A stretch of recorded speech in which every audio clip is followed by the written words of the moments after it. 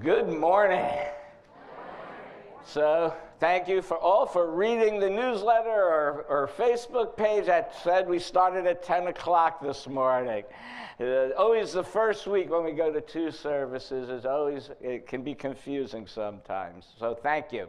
I'm Reverend Jay Wolin, your settled minister here at the Unitarian Universalist Church of Sarasota. We especially welcome our visitors today, both in person as well as online. If you're in person, we invite you to maybe sign in with the membership team. Has a booth, a table right outside the front door, and online you can go to our homepage and click a link and sign in, and you'll get newsletters from us, one a week, maybe a couple announcements, no more than that. And we look forward to getting to know each other. We do have coffee and dessert after the service. So today we have a few announcements, and the first, I think you're going to like this one, is from our auctioning, Karen Bush.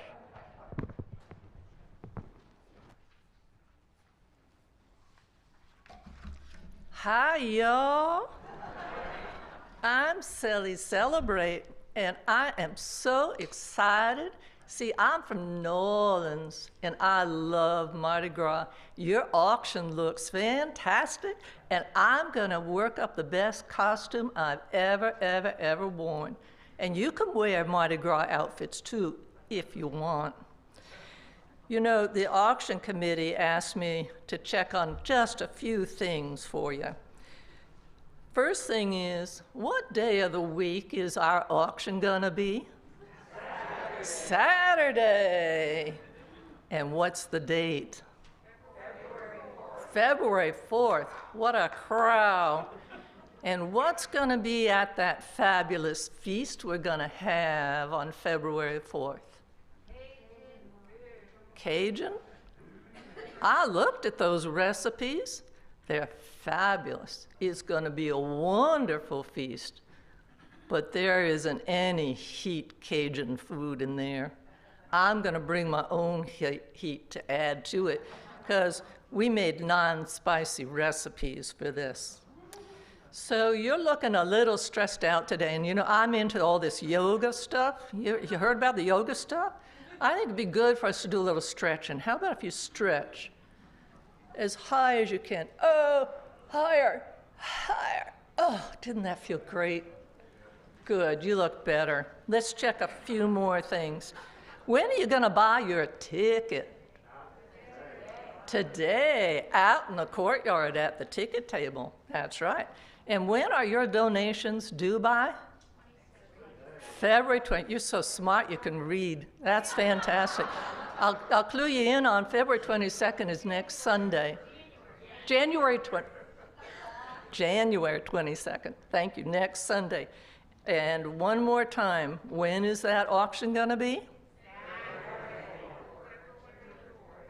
Wonderful. So you got it, but you're still looking a little stiff and stressed out. So I'm going to suggest that after the service, you do a little more stretching. Not now. After the service, you stretch those legs. Get up and stretch them out, get the kinks worked out, and you stretch them so far, you go all the way over to that ticket table and all the way over to that donation table. And I'll see you at the auction.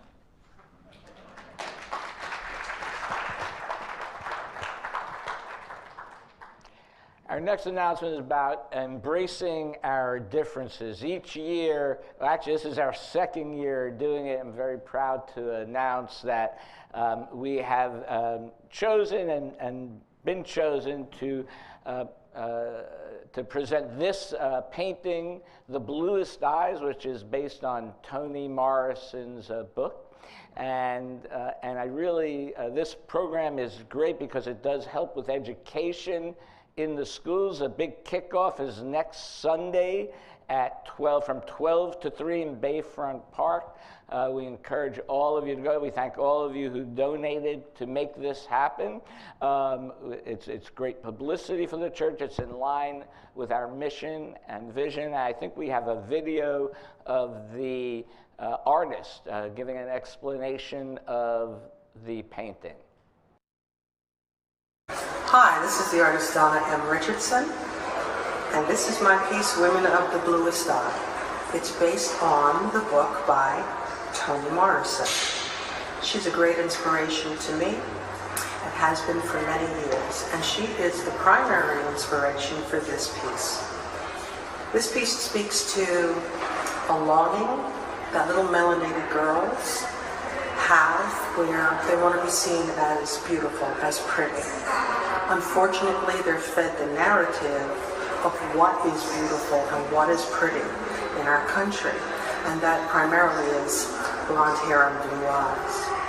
Here I have Viola Davis and Oprah Winfrey as children, and I have chosen them because they've spoken to this desire within themselves to have blue eyes or straight hair, long straight hair, or fair skin, because that was the ideal, or that is the ideal of beauty in this country. I hope that you'll come out and see this piece and others at the Embracing Our Differences exhibit in 2023, starting in Sarasota, Florida. I hope to see you there, and thank you for your time. Be blessed. Yes, and still not late if you want to donate and contribute to that fund as well. Next, Art Council. We have a new exhibit in the Lexow Gallery. Two of our members of the Arts Council, Bet Cummings and Sally Kohler, have their work on view. Sally's showing her small mosaics and jewelry. Bet is showing an exhibition of her paintings entitled Trees Are the Answer.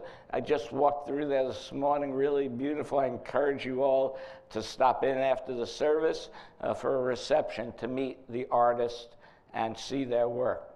And lastly, Jim Scott, he's a UU, called a UU troubadour, musician. He's written many of the hymns in our Gray hymnal.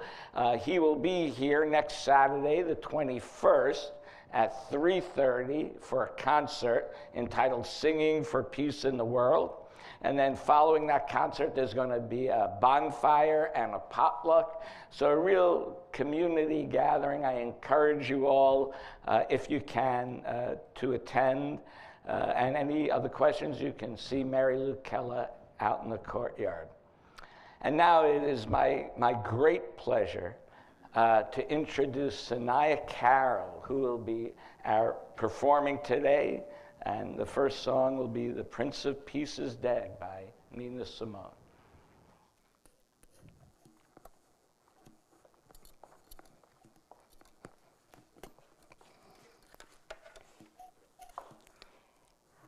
Wow, you guys all got up. I am so impressed. I thought we'd have like 2 rows or something. I am quite impressed. Yes, I'm Sanaya Carroll. I am so happy to be here today. This morning is very exciting for me. I've been here on Friday afternoons with Jazz at 2 with the Sarasota Jazz Club, but I've never been here for a service, and I've never been to a Unitarian service. Yeah, and I'm totally psyched. I'm totally into this. And I just want, before I start the tune I'm going to sing, I just wanted to say quickly about the Bluest Eye painting that they showed. I think that book is on the banned book list. Yeah, believe it or not. But aside from that, we'll take care of that, right? We'll take care of that. But aside from that, when I was growing up, I hated myself. I didn't hate, well, yeah, kind of. I hated this. I couldn't handle it. Because of even my friends who were also black, they were also looking at this kind of brown, this dark, deep chocolate, brown. And I thought it was something not positive. And so I remember that about 2 years ago, I had the most amazing experience because I fell in love. Yes, I did. I was walking my dog, coming home, the sun's going down, and I happened to look at my arm, and I could see the sun shining against my arm. And usually I would say, oh, it's so dark, it's so ugly. No, it looked beautiful. And I said, wait a minute, this is beautiful. And I fell in love, and I didn't feel like, oh, this is beautiful, so it's better than anybody else. It meant it was just as beautiful as anybody else. And that was a wonderful revelation. Yes. So I hope we all get to that if we're not already there. Your hair, whatever you are, is beautiful.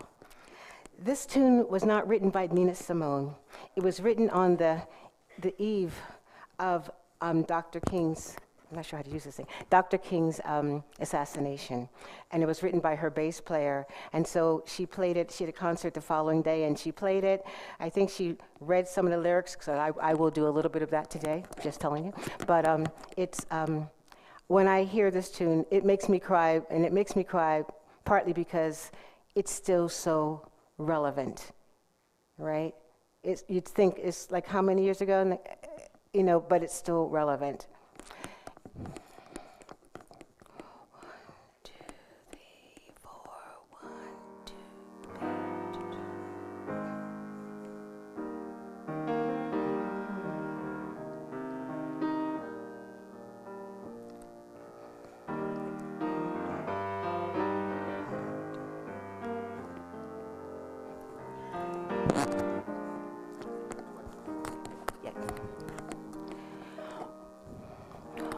Once upon this planet Earth lived the man of noble birth, preaching love, preaching freedom for his fellow man. He was dreaming of a day peace would come to earth and stay. And it spread its presage all across the land.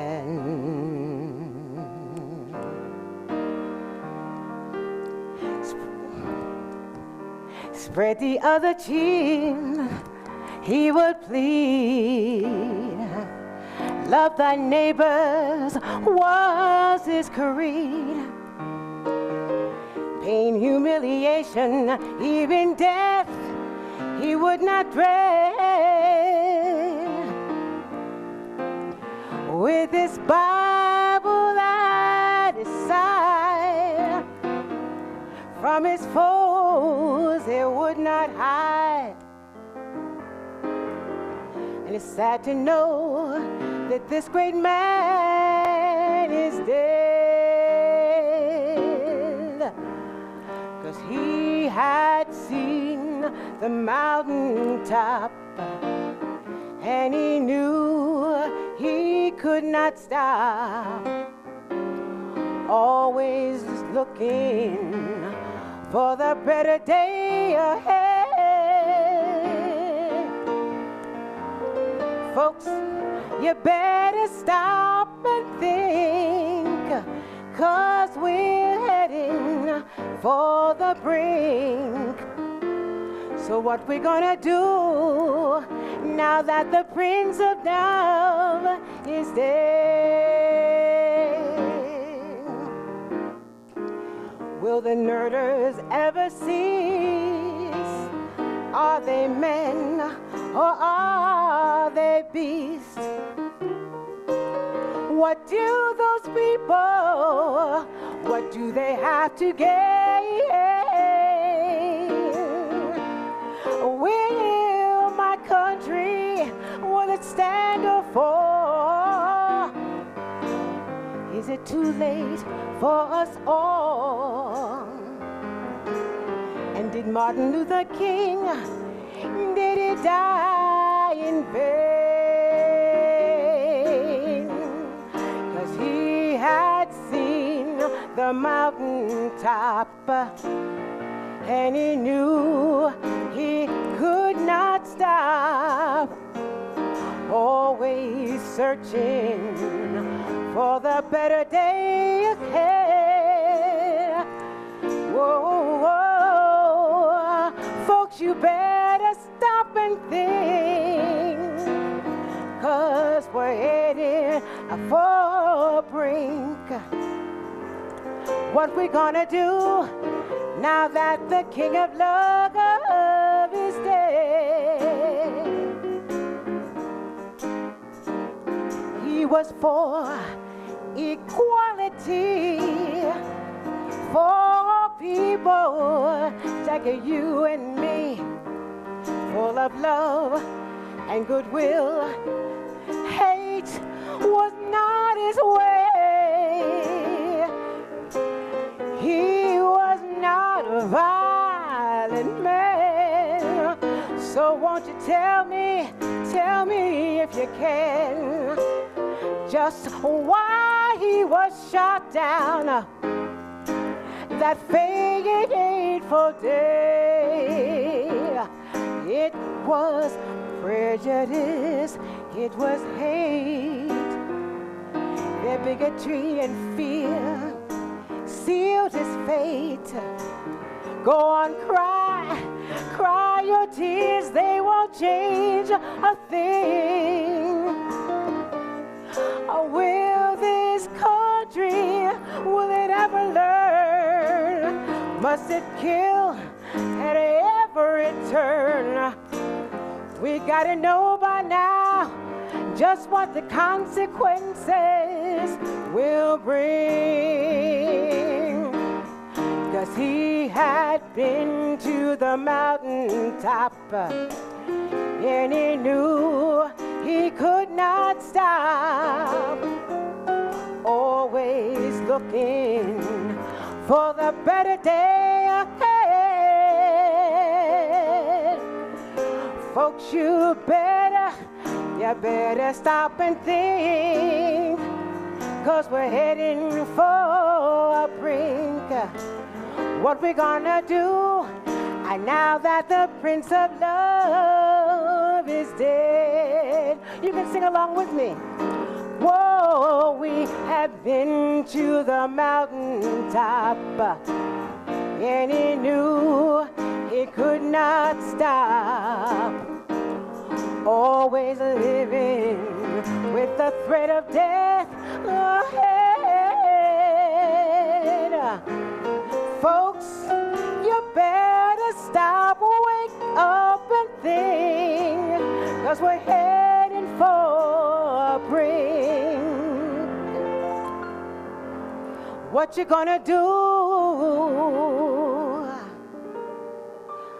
What you gonna say?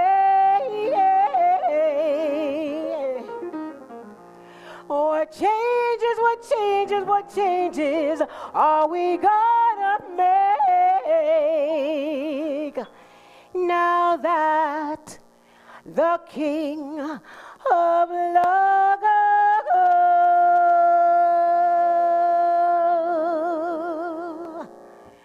is dead?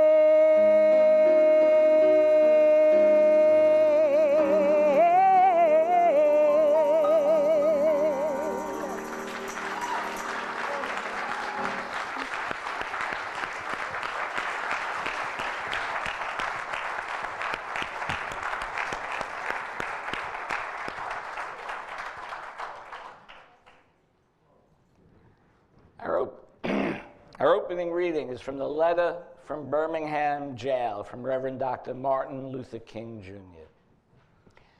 You may well ask, why direct action? Why sit-ins, marches, and so forth? Isn't negotiation a better path? You are quite right in calling for negotiation. Indeed, this is the very purpose of direct action. Nonviolent direct action seeks to create such a crisis and foster such a tension that a community which has consistently refused to negotiate is forced to confront the issue. It seems to so dramatize the issue that it can no longer be ignored. My citing the creation of tension as part of the work of the nonviolent resistor may sound rather shocking, but I must confess that I am not afraid of the word tension. I have earnestly opposed violent tension, but there is a type of constructive, nonviolent tension which is necessary for growth. Just as Socrates felt that it was necessary to create a tension in the mind so that individuals could rise from the bondage of myths and half-truths to the unfettered realm of creative analysis and objective appraisal, so must we see the need for nonviolent demonstrators to create the kind of tension in society that will help humans rise from the dark depths of prejudice and racism to the majestic heights of understanding. Please join me now as Anna lights our chalice in saying the words of affirmation which are printed on your order of service and on the screen above me. As we light our chalice, the symbol of Unitarian Universalism, we affirm our sixth principle, the goal of world community with peace, liberty, and justice for all.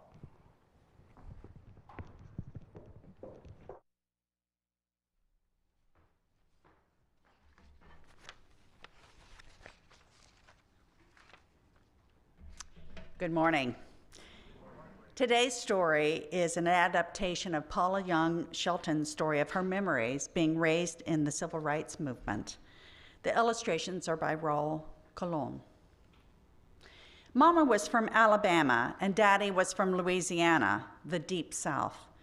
They had been called bad names, treated badly, and told, "You can't do that," just because of the color of their skin. We lived in New York, where there were no Jim Crow laws. So one day, when Mama and Daddy were watching the news, they saw something called the Freedom Riders, students riding buses together to protest the bad laws. We watched horrified at the TV as racists hauled students from their seats on the bus and set the bus on fire. "We have to go help," my father said. "We have to go home," my mother declared. And so Mama and Daddy packed up their 3 little girls and we went back to Georgia, back to the heart of the civil rights movement. In Atlanta, we met Uncle Martin. He wasn't really my uncle, not by blood anyway. In the South, many people referred to each other as aunt and uncles. And like all families, we had to have dinner together, and since there were so few restaurants that served African Americans, we would often eat at friends' houses. We might walk around the corner to Uncle Ralph and Aunt Juanita's, or go to Uncle Martin and Aunt Coretta's, or everyone would come to our house.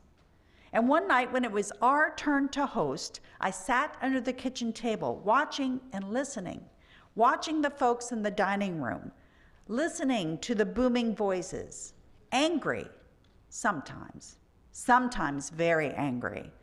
They were talking about Selma, Alabama, where, as in most cities in the South, blacks had been denied the right to vote. They were organizing a huge march to protest from Selma to Montgomery, and they had already marched twice, and then twice they had been beaten back. Well, with everyone talking at once, I thought they sounded just like instruments tuning up before a concert. Blackwell, the professor, was like a trombone, so smooth, clearly presenting the facts. Hosea ambled around the table in his overalls, tooting like a tuba. I was in Selma last time and we have to go back. Let's wait, Daddy said, the mellow saxophone of reason. I flinched when Big Orange stood up, his huge frame towering above everyone else. That ain't right, Andy, he boomed like a big bass drum. We've got to go help these folks now. Well, Uncle Ralph agreed, his voice rising melodically above the horns and drummed like a violin. Then Aunt Dorothy's sweet soprano joined in. We've got to get the young people involved, they sang. If they can go to Vietnam to fight, they can fight at home. And Mama's flute chimed in from the kitchen, reminding the men that the women would be the key to any march's success. And meanwhile, Uncle Martin sat silent and listened to the orchestra play. So Uncle Martin loved the music of his friends, and he knew that each instrument needed to be heard. But he also knew that in the end, they must come together like a symphony, as one. Paula, baby, Mama said, set the table. So I slipped out from my hiding place, grabbed the napkins and the forks, and bounced into the dining room, my nightgown fluttering behind me. And the discussion continued as passionately as before, but as I said, set each place, the person seated paused, looked at me, smiled, patted my head, and gave me a gentle hug. Dinner's ready, Mama called, carrying in a large dish of macaroni and cheese. Let me help you, Jean, Aunt Dorothy volunteered, and we'd go get the bowl of green beans and a pitcher of sweet tea. Well, in the kitchen, Andrea grabbed the baked chicken and marched in first, as always. Lisa came next, carrying a big, beautiful salad, and I got the basket of cornbread. And sometime later, when everyone was done, there was hugs and kisses and, "Whew, I am so full I can't walk," and raving about the macaroni and cheese, which seemed to come from a magic pot that filled up every time you scooped some of that creamy casserole onto a plate. And no matter how many people came to dinner, there was always enough to go around, enough to strengthen, enough to comfort the family of the civil rights movement. So I love Paula's way of seeing all these different leaders and activists of the civil rights movement as different instruments, each with its own spot, each with its own voice, at times where each of them were solo or harmonized with each other or fully blended to create a huge symphony. Today, whether you're an activist for civil rights, human rights, or environmental rights, it is still the same. At times, you need a soft approach or a loud approach, but most importantly, you need your supporting voices to make a symphony of change. And even though it feels like we might be living in Music Man times, yes, there's trouble in River City. Without practice, our symphony may not sound the best or convey to others our sweeping change. So let's be intentional about practicing together to bring about the harmony we need, as Dr. Martin Luther King Jr. often preached about. Thank you. I invite our younger UUs to join me in the back as we continue our lesson today.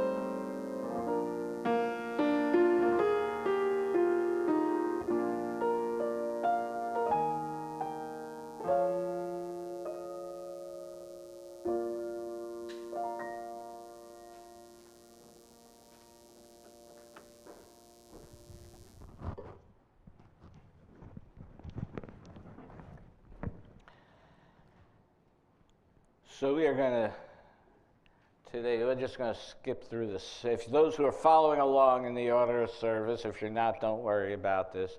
We're going to be skipping right past the centering in part. And I'll be doing a next reading, another excerpt from the letter from Birmingham jail, Martin Luther King Jr. Lamentably, it is a historical fact that privileged groups seldom give up privileges voluntarily. We know through painful experiences that freedom is never voluntarily given by the oppressor. It must be demanded by the oppressed. Frankly, I have yet to engage in a direct action campaign that was well-timed in the view of those who have not suffered unduly from the disease of segregation. For years now, I have heard the word wait. This wait has almost always meant never. We must come to see that the distinguished jurist of yesterday, that justice too long delayed is justice denied. We have waited for more than 340 years for our God-given and constitutional rights, end quote. Well, one thing you do not have to wait for is to voluntarily give up some of your funds as we take our offering to support the work of this church. Please be as generous as you can. For those online, there is a link, or on your cell phone, there is a link to donate in the description of the YouTube video on our website. And so now, let this sacred time begin.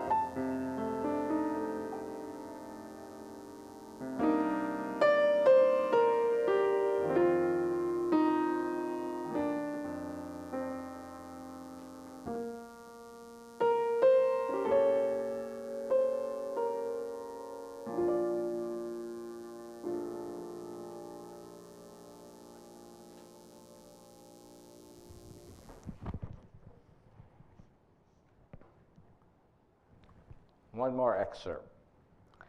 One may well ask, how can you advocate breaking some laws and obeying others? The answer lies in the fact that there are two types of laws, just and unjust. I would be the first to advocate for obeying just laws. One has not only a legal but a moral responsibility to obey just laws. Conversely, One has a moral responsibility to disobey unjust laws. I would agree with St. Augustine that an unjust law is no law at all. Now, what is the difference between the two? How does one determine whether a law is just or unjust? To put it in the terms of St. Thomas Aquinas, any law that uplifts human personality is just. Any law that degrades human personality is unjust. And now once more, the beautiful sound of Sanaya Carroll.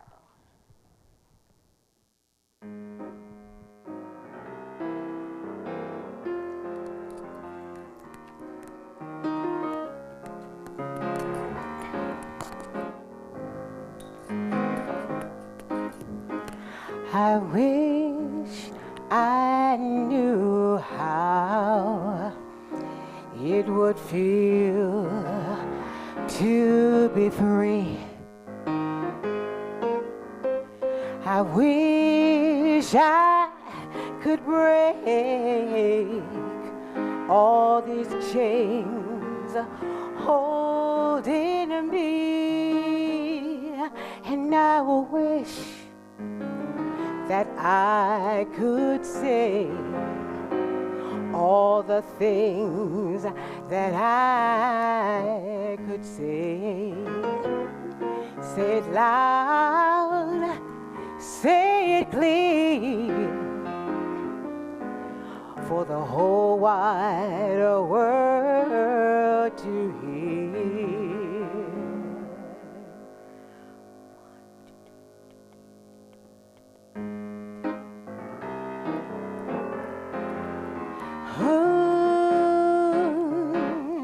Shabba-bim-da-bum-bip.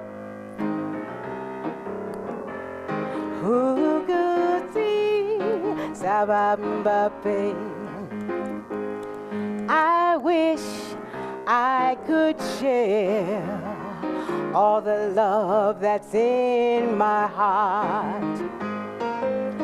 Remove all these bars that keep us apart.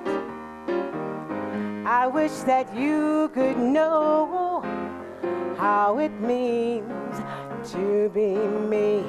And then I'm sure that you'd agree that everybody should be free.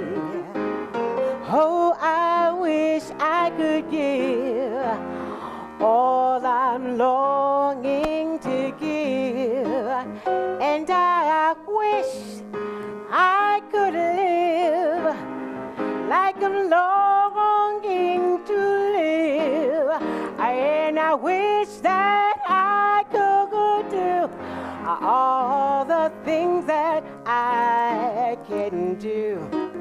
And though I'm way overdue, I'd be starting from anew. Whoa, whoa, whoa, hey! Okay, Zapapa. Hey, hey!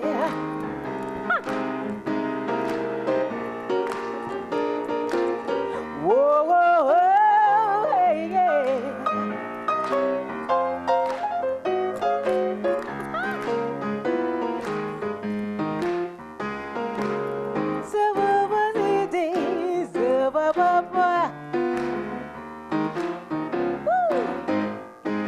Well, I wish I could be like a bird up in the sky. How sweet it could be if I found that I could fly. Well, I'd soar up in the sun and look down upon the sea, and then I'd sing. Oh yes, I would sing. Oh yes, I would sing. Oh, oh, oh, whoa, I would sing. Can you sing along with me? Let me hear you sing. Everybody here sing. That's right. Every day and every night sing. Woo! We're gonna make it right and sing. Woo! Yeah, yeah, yeah, yeah. Sing. We're gonna do it all day long. Whoa, whoa, whoa, whoa. Sing. Can't hear you guys. We got to do it. Sing. Everybody in the room will sing. Whoa, whoa, whoa, whoa. Sing. I will sing. I will sing. I will sing what it means to be. Good morning. Free. Yeah, yeah. Yes, indeed. Yes, indeed.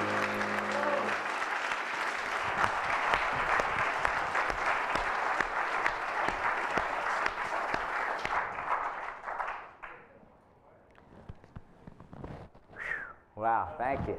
That was just, if you're not awake now. In my early formative years, I watched TV stories about the assassination of Martin Luther King Jr., Robert Kennedy, the resignation of President Nixon, and I admit, growing up, that made me very cynical. And I credit Unitarian Universalism with reawakening my soul to trust, to hope, to inspiration. Just coming to events like this, hearing music like this, hearing our stories. And I think that process is an important part of our religion, to look deeply into something, whether it is in our lifetime, before it, or still yet to be, and to discern its meaning for us today in our daily journey in this life. And so it is with the Reverend Dr. Martin Luther King Jr. Depending on when you were born, you might have a very different perceptions, memories, and understandings of King and his legacy. Younger generations today can only imagine what it was like to live in a world where people, because of the color of their skin, could not live in certain neighborhoods. And you know the story where they said up north in the children's story that there wasn't, but there was plenty of segregation up north. I grew up in a neighborhood, there were no African American people allowed to live in my neighborhood. There were plenty of deed-restricted neighborhoods up north that did not allow African Americans to live in them. So it wasn't just in the South. Yeah, and they could not go to certain schools. They could not eat in certain restaurants. They could not drink from water fountains.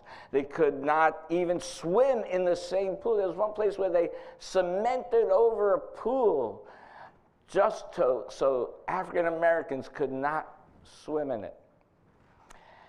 And there was a real fear of lynching, right, of African Americans. It was real and constant danger.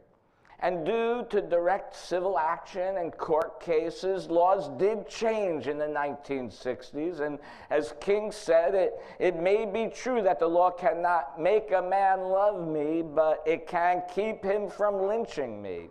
And I think that's pretty important, end quote. But as the Bruce Hornsby song goes, the song, That's Just the Way It Is, the law don't change in another's mind when all it sees at the hiring time is the line on the color bar.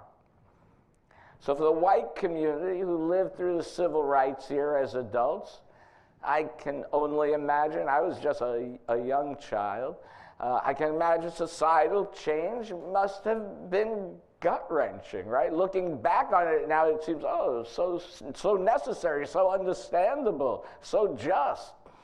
But living through it created anxiety and fear, no matter what one believed. It was a seismic shift in our country for the better, but it was seismic. And it's important to remember what it took to make a dream, this dream, become at least a partial reality. And it is important not to forget and to become complacent. Which brings us to Martin Luther King's birthday. It's a reminder, a touchstone, not to forget the sacrifice, the dedication, his life that helped lead to change. Now, of the 11 federal holidays, there are 3 that commemorate individuals. One is Columbus, the second is George Washington, and the latest, the third, commemorates the birthday of Martin Luther King Jr. and is now recognized on the 3rd Monday of January, which is tomorrow. Now, with our greater understanding of Columbus's tactics in his conquest of the America, his holiday has now, for some people, some of, I know, my Italian friends, become more of a celebration of Italian heritage. And for others, it engenders deep reflection about our historical arrival into this country. I imagine for most, though, it's just a nice 3-day weekend to watch Netflix, take a bike ride, read a book or something. But it is interesting to note that 12 states have changed Columbus Day to Indigenous Peoples Day. Not Florida, of course. Sorry. Still, federally, it is still recognized as Columbus Day. I want to put in something for maybe Vikings Day, right? You know, for some the people who really came to the Americas first, maybe. Washington's birthday is now recognized as President's Day. I shouldn't say they discovered the indigenous people we hear first. The Vikings were the first conquerors, I should say. The law was changed, though, President's Day. The law was changed to move the holiday from Washington's birthday to a Monday so people could have a 3-day weekend. That is a true statement. And they sort of combined Lincoln's birthday and Washington's birthday, called the President's Day. But the federal holiday is still celebrating Washington's birthday. They never changed that law. So a little trivia there for you. But in 1983, surprisingly, President Ronald Reagan signed a bill creating a holiday to honor the Reverend Dr. Martin Luther King Jr. Although a federal holiday, many states for a long time refused to acknowledge the day as a state holiday. Some states originally called it Civil Rights Day. Finally, though, in 2000, the final state, South Carolina, recognized Martin Luther King Day as its state holiday. 2 southern states, so Mississippi and Alabama, not ironically, celebrate Martin Luther King Day and the Confederate General Robert E. Lee's birthday on the same day. Yeah. So where does this all come from? Why does he have his holiday? Well, after World War II, many African Americans returned home after defending this country overseas and still found themselves treated as second-class citizens.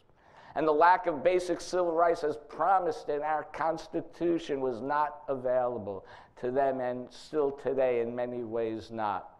There were varied responses to these inequities. Some, such as Malcolm X and the Black Panthers, advocated for black self-determination and civil rights with the threat of using violence if necessary, although never did use violence.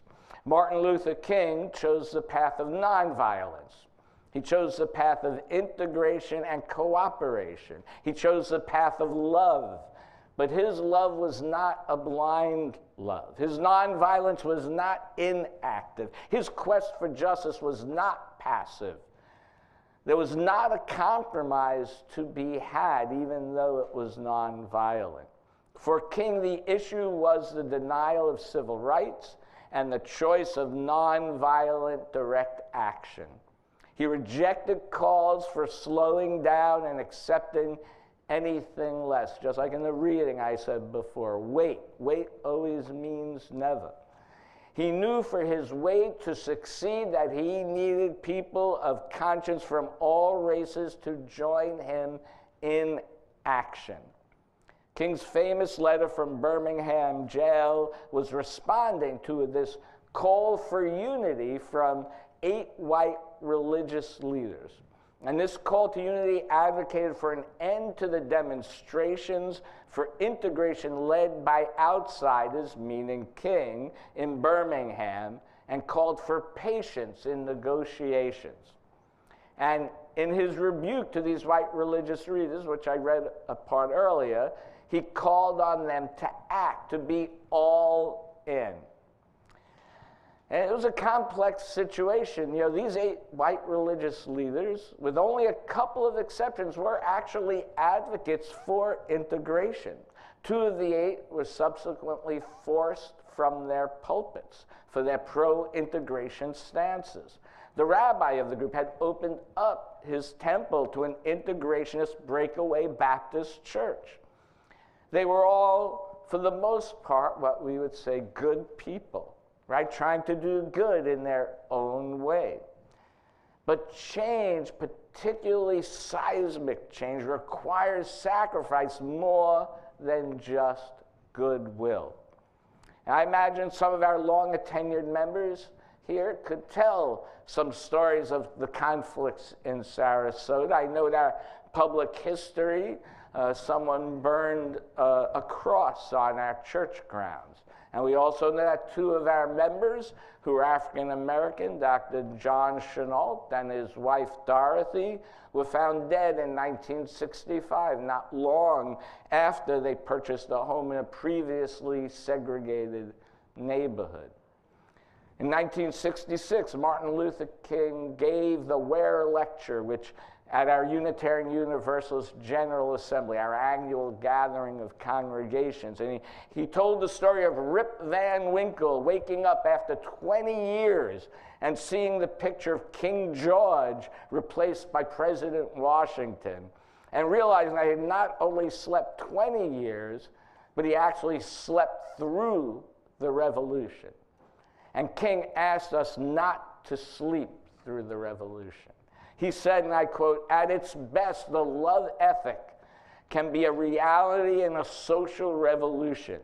Most revolutions in the past have been based on hope and hate, right? With the rising expectation of the revolutionaries implemented by hate for the perpetrators of the unjust system in the old order. And I think the different thing about the revolution that has taken place in our country is that we've maintained the hope element, but at the same time, it has added the dimension of love," end quote. Well, Martin Luther King Jr. realized it is not enough to just talk about justice, to talk about change, to talk about reform. We must be willing to act and make sacrifices for justice. He was arrested over 30 times, and he paid the ultimate price with his life. And we must be willing to go all in for justice in order for it to become real in our lifetime, in our time, in our place. King refused to demonize those who disagreed with him. In time, more and more people saw the power of love, the power of direct, non-violent action as a way to achieve change. King deserved a federal holiday without initiating violence, although there was much violence. But without initiating violence, King helped the nation initiate societal changes that were needed. His deeply held religious values helped him to realize that his personal life mission was larger than just himself, and his words and his deeds inspired others. That change was possible. And I'm here to tell you today, change is possible. Back in the 60s, we need the maximum effort just to sort of push the pendulum toward the side of justice. And we have changed, I believe, fundamentally as a country due to that. But now we are at a tipping point at society again, right? With the weakening of the Voters' Rights Act, with the ongoing voter suppression, with the continued police violence against unarmed BIPOC individuals, with the school-to-prison pipeline, with the new laws to prevent the teaching of racist history in our state, with an assault on LGBTQ rights and women's reproductive justice rights, with the rising anti-Semitism and Asian hate crimes, with economic inequality rising, with the pendulum for civil rights is being pushed backwards. The work for justice has not ended, and we must be vigilant. I sometimes relate the justice work we do to the myth of the great king Sisyphus, who for his punishment was condemned for eternity, right, to push a boulder up a hill only to see it roll down again. But we often only remember the end of the Sisyphus myth, Sisyphus's punishment. We forget his crime. His crime was to capture death, right, so that people would not have to die. And one version of the story, the war god Ares would have nothing of that. And so he freed death and captured Sisyphus. Martin Luther King, like Sisyphus, tried to save lives, but King angered the war gods of his own country when he started speaking out against the war in Vietnam. And many of King's allies abandoned him after that. Albert Camus, in his book, The Myth of Sisyphus, writes, "The struggle itself is enough to fill a person's heart. One must imagine Sisyphus happy." And I imagine that vision of a full heart when I think of Martin Luther King, talking about himself not reaching the mountaintop, but knowing that we will get there. I would like to reimagine and rewrite the Sisyphus story, where those who he saved came to his aid and helped him push the boulder up and over the mountaintop. Because this is our task, to come together and keep pushing that boulder. Keep pushing until everyone comes together and pushes the boulder with us, and then it's downhill all the way from there. We are on our way, but we are not there yet. But we are on our way. True civil rights will only occur by being engaged, by being all in, inch by inch, pushing the pendulum, pushing the rock, whatever metaphor you like, but we need to keep pushing, because there are people on the other side decidedly pushing back.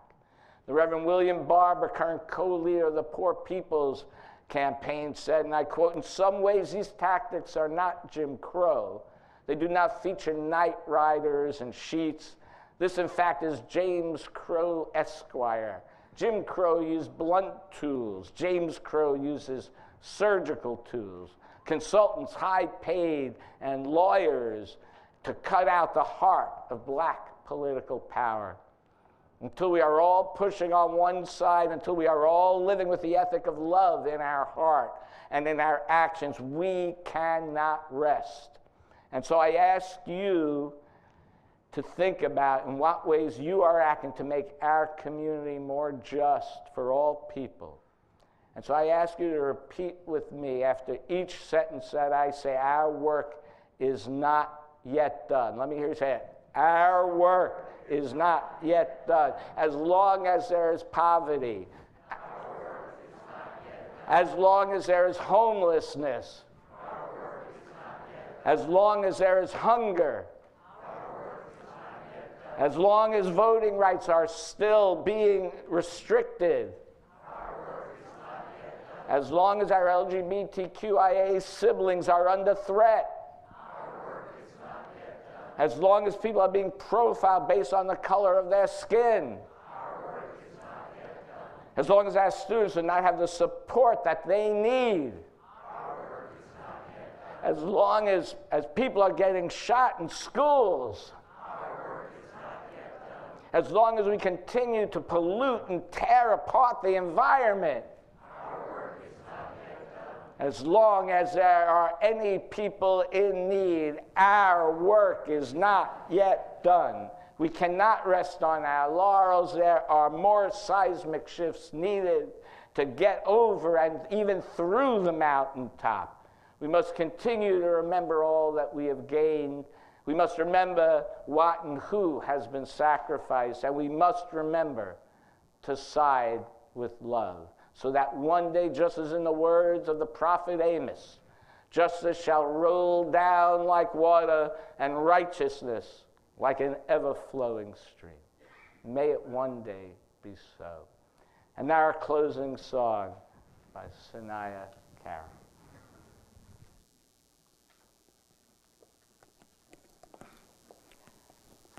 Reverend J made a big mistake. He said I could talk. So I'm just going to say one thing really fast. Okay. House on fire, would you say? Our house is on fire. And when the house is on fire, you get inspired to do something about that. Put the fire out. Now we have, just like he mentioned, all these things happening all over the place. And even though they are horrible, negative, nightmarish things, they are also things that can inspire us to actually get up and do something, right? Even if it's something small, even if it means just talking or having a conversation, it means you do something. And that is very, very important. That is the gift of the fire. Now, the thing that quenches the fire is the water.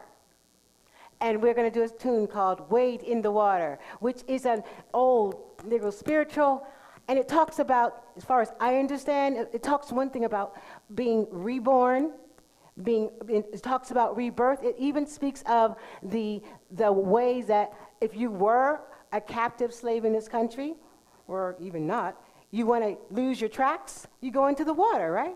Because there's refuge in the water.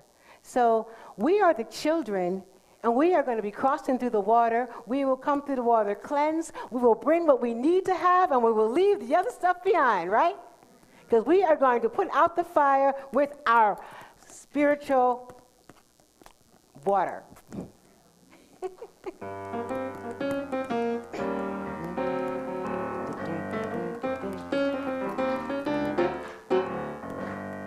Wade in the water. Wade in the water, children. Wade in the water. God's gonna trouble the water. Who's that yonder dressed in red?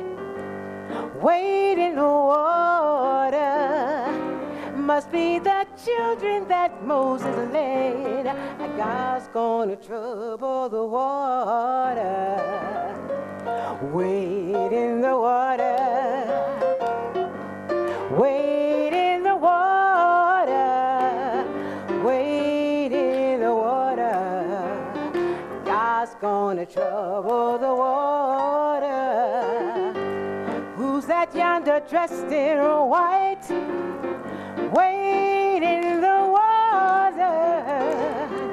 Must be the children of the Israelites. God's gonna trouble the water. Wade in the water.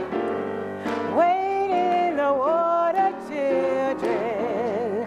Wade in the water. God's gonna trouble the water.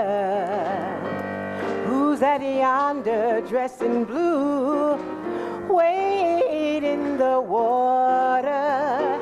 Must be the children that are coming through. God's gonna trouble, yeah, yeah. Wade in the water. Wade in the water, my children. Wade in the water. God's gonna trouble the water. If you don't believe that I've been redeemed, wade in the water. See the spirit of love, it's shining from me. I was gonna give all the water. Wade in the water. Come on, wade in the water. Wade water. You got it. God's gonna trouble the water. Let's bring it down real low. Wade in the water. Wade in the water, children. Come on, bring it up. Wade in the water. God's gonna trouble the water. God's gonna trouble the water. God's gonna trouble the water.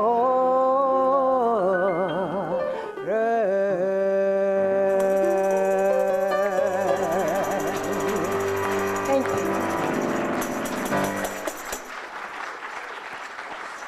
Anaya Carroll.